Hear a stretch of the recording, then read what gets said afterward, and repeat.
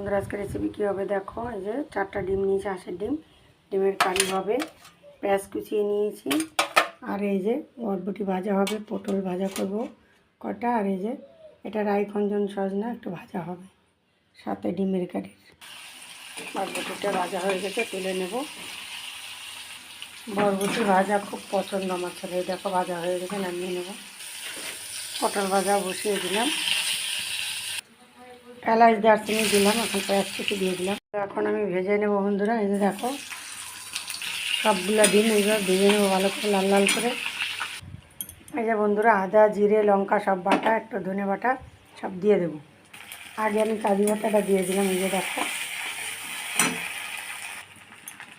পরে লঙ্কা বাটাটা দিয়ে দিলাম। মশলাটা তেল ছেড়ে দিয়েছে, এখন আমি জল দিয়ে দিলাম। টমেটো সস দিয়েছি, আর এখানে কাঁচা লঙ্কা আর শুকনো লঙ্কা অল্প দিয়েছি। ডিমগুলো সব দিয়ে দিলাম বন্ধুরা। এই দেখো বন্ধুরা ডিমের কারি আমার হয়ে গেছে পোস্ত দিয়ে। আর এই যে পটল ভাজা,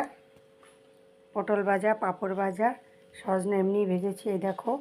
আর এই যে বরবটি ভাজা। বরবটি ভাজাটা ছেলেরও খুব পছন্দ, তো ওদের খাওয়া হয়ে গেছে, এখন আমি খাবো। তোমাদের দেখাচ্ছি এখন বরবটি ভাজাটা দিয়ে খেয়ে, দারুণ লাগে খেতে। গরম গরম ভাত আর বরবটি ভাজা, এই দেখো। আর এই ডিমটা তো দারুণ হয়েছে, আজকে পোস্ত দিয়েছি বেটে।